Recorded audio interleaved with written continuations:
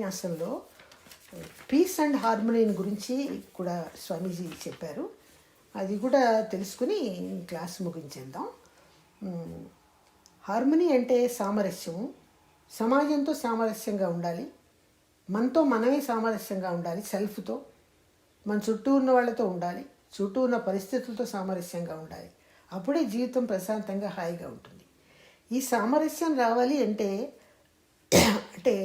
Harmony maintain చేసుకోవాలి అంటే harmony, piece and blessings అన్నదే ఈరోజు చాప్టర్. ఈ హార్మోనీ అంటే సామరస్యం. నువ్వు చేయవలసినవి 3 కార్యక్రమాలు ఉన్నాయని చెప్తారు వేదాంతి మహర్షి గారు. అందులో మొదటిది టాలరెన్స్. టాలరెన్స్ అంటే సహనంగా ఉండాలన్నమాట.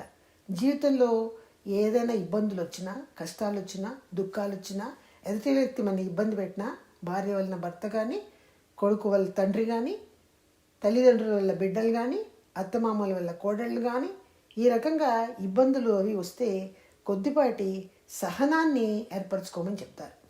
దాన్ని టాలరెన్స్ అన్నారు. తర్వాత అడ్జస్ట్మెంట్ అంటే సర్దుకుపోవడం. పరిస్థితులు వ్యతిరేకంగా ఉన్నా కూడా, ఎదుటి వాళ్ళు మనని కష్టపెడుతున్నా, ఇబ్బంది పెడుతున్నా కూడా, పిల్లలు ఇబ్బంది పెడతారు కొన్ని సంసారాల్లో. కొంతమంది సంసారాల్లో అత్తగారికి కోడలికి మధ్య సామరస్యం లేక కొన్ని ఇబ్బందులు ఉంటాయి. కొన్ని సంసారాల్లో తల్లిదండ్రుల వల్లే పిల్లలు ఇబ్బంది పెడతారు. కొన్ని సంసారాల్లో పిల్లల వల్ల తల్లిదండ్రులు ఇబ్బంది పెడతారు. ఏ ఇబ్బందులు పడ్డా స్నేహితుల వల్ల కానీ కూడా కొద్దిపాటి అడ్జస్ట్మెంట్ ఉండాలి. సర్దుకుపోవాలి. దీన్ని అలవరుచుకోవాలి. సర్దుకుపోతూ ఉంటే ఆ కష్టం మన ఎక్కువ బాధ పెట్టదు. సరేలే, జరుగుతుంది, జరగని కర్మఫలాలు ఇలా ఉండి అనుభవిస్తున్నాము, కర్మఫలాల ప్రకారం అనుభవించక తప్పదు ఇబ్బందుల్ని, ఈ కష్టాలని అని అనుకుంటూ సర్దుకుపోవడం అన్నది అడ్జస్ట్మెంట్ అన్నమాట. మూడోది సాక్రిఫైస్. చిన్నపాటి త్యాగ లక్షణాలు కూడా ఉండాలి. త్యాగము అంటే మనం ఇంకా మనకున్న ధనాన్ని, వస్తువుల్ని, ఇంట్లో ఉన్న వాటిని అన్నింటినీ కూడా త్యాగం చేసి బికార్లు అయిపోయేంత పెద్ద పెద్ద త్యాగాలు ఏమి అక్కర్లేదు. తను ఉద్ధరించుకుంటూ త్యాగం చేయాలి. ఈ త్యాగం చేసేటప్పుడు చిన్న ఉదాహరణలే చెప్పుకుందాము, పెద్దగా ఏమీ కాదు అది. 2 అక్క చెల్లెళ్ళు ఉంటారు. ఏదో పండగ సందర్భంగా వాళ్ళ ఫాదరు, వాళ్ళ మదరు వాళ్ళకి 2 డ్రెస్సులు తెచ్చిస్తారు వేసుకోమని. 2 డ్రెస్సులు మీకు నచ్చింది తీసుకోమన్నప్పుడు వాళ్ళకి ఇద్దరికి కూడా ఒకటే నచ్చుతుంది, ఆ రెండోదేమో అంత నచ్చదు. అప్పుడు ఎట్లా ఉండాలంటే, ఈ వాళ్ళల్లో కనీసం ఒకళ్ళైనా కూడా పర్వాలేదులే, ఆ పిల్లని నాకంటే చిన్నది, అది సంతోషంగా ఉంటే నాకు బాగానే ఉంటుంది, నేనే కొంచెం రెండవ నచ్చంది తీసుకుంటాను, ఇది దానికి వదిలేస్తాను అని సర్దుకుపోవడం అన్నమాట. దాన్ని చిన్నపాటి త్యాగం కింద తీసుకుంటాం. అలాంటి త్యాగాలు జీవితాల్లో తల్లిదండ్రుల మధ్య, బిడ్డల మధ్య, స్నేహితుల మధ్య, బంధువుల మధ్య వస్తూనే ఉంటాయి. ముఖ్యంగా భార్యాభర్తల మధ్య కూడా ఇటువంటి లైట్ చిన్నపాటి సాక్రిఫైస్ లక్షణాలు ఉండాలి. ఏదైనా తల్లి వాళ్ళకి అది కావాలి అని కోరుకున్నప్పుడు, అది తనకి ఎంతో ఇష్టమైన వస్తువు అయినా కూడా నెమ్మదిగా దాన్ని త్యాగం చేసి ఇవ్వడం అన్నది కొంచెం అలవరుచుకుంటే బాగుంటుందన్నమాట. అది కాబట్టి ఈ టాలరెన్సు, అడ్జస్ట్మెంటు, సాక్రిఫైస్, సహనము, సర్దుకుపోవడము, త్యాగము, ఈ 3టిని ఆచరిస్తే సమాజంతో, నీకు సంసారంతో, పిల్లలతో, బంధువులతో, స్నేహితులతో సామరస్యం ఏర్పడుతుంది. సామరస్యం వల్ల మనసుకి శాంతి ఏర్పడుతుంది. శాంతి వల్ల బ్లిస్ కలుగుతుంది, ఆనందం, ఈ సాటిస్ఫాక్షన్ కలుగుతుంది. ఇంతకంటే ఈ మానవ జీవితంలో ఈ శాంతి, బ్లిస్, ఆనందము, సాటిస్ఫాక్షన్ కంటే ఒక మనిషి కోరుకునేవేమీ కూడా ఉండవు. అట్లాగే ఈ డూస్ అన్నవి చేయవలసినవి చెప్పారు, అట్లాగే వదిలేయవలసినవి కూడా చెప్తారు. వదిలేయవలసినవి అంటే అవాయిడ్ చేయవలసినవి ఏంటంటే కామెంట్ చేయడం, కమాండ్ చేయడం, డిమాండ్ చేయడం. కామెంట్ చేయడం అంటే ఒక వ్యక్తిని, అతని వ్యక్తి ప్రజెన్స్లో మంచిగా మర్యాదగానే ఉంటాము, అతను మన ఇంటి నుంచి వెళ్ళిపోయిన తర్వాత అతని వెనకాల అతను అట్లాంటి వాడు, ఇట్లాంటి వాడు, సరిగ్గా ప్రవర్తించలేదు, సరిగ్గా మాట్లాడు, పిల్లల్ని సరిగ్గా పెంచలేదు, అట్లా ఏదో కొన్ని తప్పులు చేస్తాడు, అతిగా మాట్లాడతాడు, ఇట్లాగా అతన్ని విమర్శించడం అన్నమాట. కామెంట్ చేయడం, అతని గురించి మాట్లాడడం. ఇంట్లో ఉన్న వ్యక్తులతోనూ, స్నేహితులతోనూ, భార్యతోనూ, పిల్లలతోనూ అతని గురించి ఒకలాగా కామెంట్ చేస్తూ ఉంటారనమాట. అది అంత మంచిది కాదు. దానివల్ల నెగటివ్ ఇంప్రెట్స్ అతనిలో ఏర్పడతాయి, అతని గురించి చెడుగా మాట్లాడబట్టి నీలో కూడా ఏర్పడతాయి. కాబట్టి అట్లా కామెంట్ చేయడం అన్నది మానేయమని చెప్తారు. ఇంకోటి కమాండ్ చేయొద్దంటారు. ఏదైనా కమాండ్ చేయడం అంటే వాళ్ళని బలవంతాన్ని నా పని చేయమని అడగడం. చేయడం ఇష్టం ఉన్నా ఇష్టం లేకపోయినా సంతానాన్ని కానీ భార్యను కానీ నువ్వు ఈ రకంగా ప్రవర్తించవలసిందే, ఈ రకంగా చేయవలసిందే. ఏదైనా ఒక సబ్జెక్ట్ సెలెక్ట్ చేసుకుని ఆ గ్రూప్లో నేను చేరతానని కుమారుడు అన్నాడు అనుకోండి, అదేం వద్దు, ఇంకొక సబ్జెక్ట్ ఉంటుంది, నువ్వు సైంటిఫిక్గా మెడికల్ సైడ్ రా, నువ్వు ఇంజనీరింగ్ సైడ్ వెళ్ళడం నాకు ఇష్టం లేదు అని అతన్ని బలవంతాన్న కమాండ్ చేసి నీకు ఇష్టమైన పనులు అతని చేత చేయించుకోవడం అన్నది కమాండ్ అనమాట. దానివల్ల కూడా ఆ కమాండ్ అన్నది అది అట్లా బలవంతాన్ని ఆ పని చేస్తుంటే ఆ చేస్తున్న వ్యక్తి కూడా నెగటివ్గా ఫీల్ అవుతాడు, బాధతో ఫీల్ అవుతాడు, ఇష్టం లేకపోయినా చేస్తాడు. అటువంటప్పుడు అతన్ని అట్లా కమాండ్ చేయడం వల్ల ఆ అతనిలోనూ ఒక నెగటివ్ వ్యతిరేక ఇంప్రింట్స్ ఏర్పడుతున్నాయి. అతన్ని కమాండ్ చేస్తూ ఉండడం వల్ల నీతో కూడా ఏర్పడుతున్నాయి, నీలో కూడా. ఇది సామరస్యంగా నెమ్మదిగా ప్రేమగా కాంప్రమైజ్ అవ్వాలి.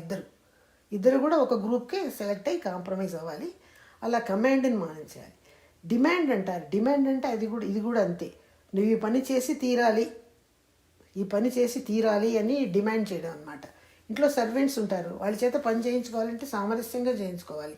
అంతేగాని డిమాండ్ చేసి నువ్వు చేస్తావా అని బలవంతాన్న పని ఈవెన్ పని వాళ్ళ చేత కూడా చేయించుకోకూడదు. అట్లాగే ఆఫీసులో మన కింద వర్క్ చేసే వాళ్ళు ఉంటారు, వాళ్ళని కూడా డిమాండ్ చేసి వర్క్ చేయించుకోవడం అన్నది, డిమాండ్ చేసి బలవంతం చేసి చేయించడం అన్నది కమాండ్ లాంటిది. డిమాండ్ కూడా అలా చేయడం అన్నది కూడా అంత మంచిది కాదు.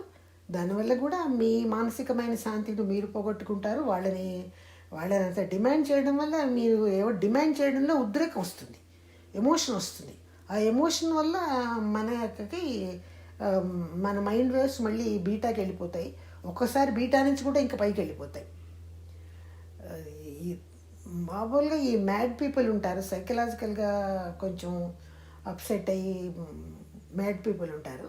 వాళ్ళల్లో బీటా వేవ్ కూడా ఇంకా పైకి వెళ్ళిపోతుంది అన్నమాట. వాళ్ళల్లో అట్లా వెళ్ళడం వల్ల, ఈ కమాండ్ చేయడం వల్ల, డిమాండ్ చేయడం వల్ల కూడా ఏమవుతుందంటే మైండ్ వేవ్స్ ఎక్కువైపోయి అలజడి, విశ్రాంతి లేకపోవడము, ఆవేశము, ఉద్రేకము, వీటి వల్ల బీపీ రైజ్ అవ్వడము, షుగర్ కంప్లైంట్ రైజ్ అవ్వడం, ఇవన్నీ జరుగుతాయి అన్నమాట.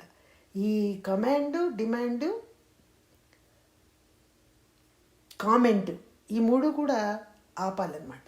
వాళ్ళని గురించి కామెంట్ చేయడం అంత మంచిది కాదు. వాళ్ళ యాక్షన్స్లో పలానా పని నాకు చేయాలి అని కామెంట్ చేయడం ఇష్టం లేదు, డిమాండ్ చేయడం ఇష్టం లేదు. ఇది వచ్చి తీరాలి, నువ్వు సంపాదించకపోయినా నాకు సైకిల్ కొని పెట్టాలి అని కుమారుడు పట్టుబట్టాడు అనుకోండి, అతనికి సంపాదన సరిగ్గా ఉండదు, వచ్చిన జీతం సరిగ్గా ఉండదు. నేనేదో ఇంక్రిమెంట్ వచ్చిన తర్వాత చూస్తానులే అన్న వాడు వినడు. వాడు అట్లా డిమాండ్ చేస్తూ ఉంటాడు అనమాట. ఆ డిమాండ్ చేసినటువంటి ఆ వ్యక్తిలో కూడా నెగిటివ్ ఇంప్రింట్ ఏర్పడుతుంది. అతని కోరికను నేను ఫిల్ చేయలేకపోతున్నానే బాధపడే పేరెంట్లో కూడా నెగిటివ్ ఇంప్రింట్ ఏర్పడుతుంది బాధ వల్ల. అడుగుతున్న వాళ్ళల్లో కూడా బలవంతాన్ని నువ్వు చేసి తీరాలి అంటే మరి అడగబడుతున్న వాళ్ళకి కూడా నెగిటివ్ ఇంప్రింట్లు ఏర్పడతాయి బాధ వల్ల, కోపం వల్ల, దిగులు వల్ల, చేయలేకపోతున్నానే అన్న ఫీలింగ్ వల్ల. కాబట్టి ఈ మూడుని వదులుకోమంటారు. ఈ మూడు వదులుకుని పైన చెప్పిన మూడు చేయాలి, మూడు వదులుకోవాలి. దీనివల్ల మనకు హార్మనీ వస్తుంది. సమాజంతో కానీ, సంతానంతో కానీ, స్నేహితులతో కానీ, బంధువులతో కానీ సామరస్యం ఏర్పడుతుంది. సామరస్యం ఏర్పడగానే ఒకలాంటి సంతృప్తి ఏర్పడుతుంది జీవితంలో. సాటిస్ఫాక్షన్ వల్ల ఏమవుతుంది? ప్రశాంతత లభిస్తుంది, మనసుకు ప్రశాంతత లభిస్తుంది. సంతృప్తి వల్ల ప్రశాంతత లభిస్తుంది. ప్రశాంతత లీడ్స్ టు బ్లిస్, ఒకలాంటి బ్లిస్ అన్నమాట. చక్కగా మంచి దైవ కార్యక్రమాలు చేసుకోవడానికి, ధ్యానాలు చేసుకోవడానికి కావాల్సినటువంటి మనసు స్థిమితము ఏర్పడి ఆ బ్లిస్ వస్తుంది, దైవకృప కలుగుతుంది. బ్లిస్ వల్ల ఆనందం కలుగుతుంది. ఆనందం అంటే బ్లిస్ అన్నమాట. పీస్ అంటే ఒకలాంటి శాంతి. Nothing more then that anybody want in this world అన్నమాట. అంతకంటే ఈ ప్రపంచంలో వ్యక్తి ఏమీ ఎక్కువ కోరుకోడు. ఈ సాటిస్ఫాక్షన్, పీసు, బ్లిస్ వల్ల ప్రశాంతమైన జీవితాన్ని కోరుకుంటాం అన్నదే జరుగుతుంది. అదే లభిస్తుంది ఆ ప్రశాంతత. అంతకంటే మానవుడు ఈ భూమి మీద కోరిక ఇంకేమీ ఉండదు.